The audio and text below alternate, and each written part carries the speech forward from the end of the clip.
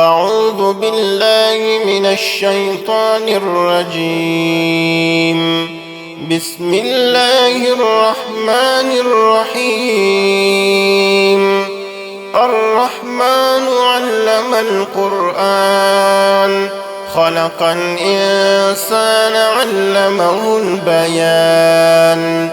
الشمس والقمر بحسبان والنجم والشجر يسجدان. والسماء رفعها ووضع الميزان ألا تطغوا في الميزان وأقيموا الوزن بالقسط ولا تخسروا الميزان. والأرض وضعها للأنام فيها فاكهة والنخل ذات الأكمام والحب ذو العصف والريحان فبأي آلاء ربكما تكذبان.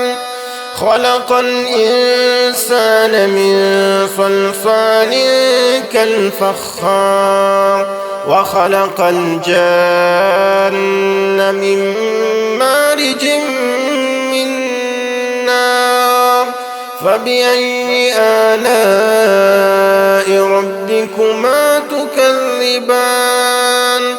رب المشرقين ورب المغربين فبأي آلاء ربكما تكذبان. مرج البحرين يلتقيان بينهما برزخ لا يبغيان فبأي آلاء ربكما تكذبان. يخرج منهما اللؤلؤ والمرجان فبأي آلاء ربكما تكذبان. وله الجوار المنشآت في البحر كالأعلام فبأي آلاء ربكما تكذبان. كل من عليها فان ويبقى وجه ربك ذو الجلال والإكرام فبأي آلاء ربكما تكذبان. يسأله من في السماوات والأرض كل يوم هو في شأن فبأي آلاء ربكما تكذبان. سنفرغ لكم أيها الثقلان فبأي آلاء ربكما تكذبان. يا معشر الجن والإنس إن استطعتم أن تنفذوا من أقطار السماوات والأرض فانفذوا لا تنفذون إلا بسلطان فبأي آلاء ربكما تكذبان. يرسل عليكما شواظ من نار ونحاس فلا تنتصران فبأي آلاء ربكما تكذبان. فإذا انشقت السماء فكانت وردة كالدهان فبأي آلاء ربكما تكذبان. فيومئذ لا يسأل عن ذنبه إنس ولا جان فبأي آلاء ربكما تكذبان.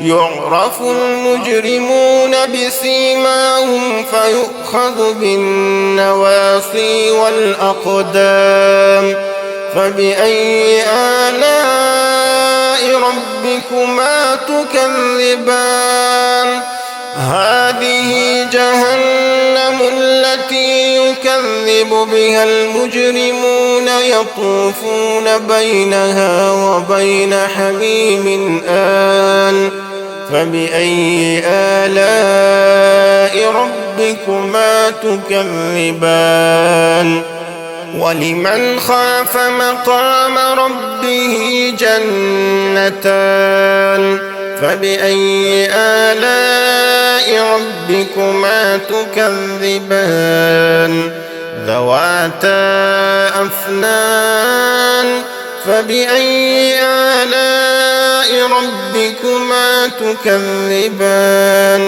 فيهما عينان تجريان فبأي آلاء ربكما تكذبان فيهما من كل فاكهة زوجان فبأي آلاء ربكما تكذبان متكئين على فرش بطائنها من استبرق وجنى الجنتين دان فبأي آلاء ربكما تكذبان فيهن قاصرات الطرف لم يطمثهن إنس قبلهم ولا جان فبأي آلاء ربكما تكذبان كأنهن الياقوت والمرجان فبأي آلاء ربكما تكذبان هل جزاء الإحسان إلا الإحسان فبأي آلاء ربكما تكذبان ومن دونهما جنتان فبأي آلاء ربكما تكذبان مدهامتان فبأي آلاء ربكما تكذبان فيهما عينان نضاختان فبأي آلاء ربكما تكذبان فيهما فاكهة ونخل ورمان فبأي آلاء ربكما تكذبان فيهن خيرات حسان فبأي آلاء ربكما تكذبان حور مقصورات في الخيام فبأي آلاء ربكما تكذبان لم يطمثهن إنس قبلهم ولا جان فبأي آلاء ربكما تكذبان متكئين على رفرف خضر وعبقري حسان فبأي آلاء ربكما تكذبان تبارك اسم ربك ذي الجلال والإكرام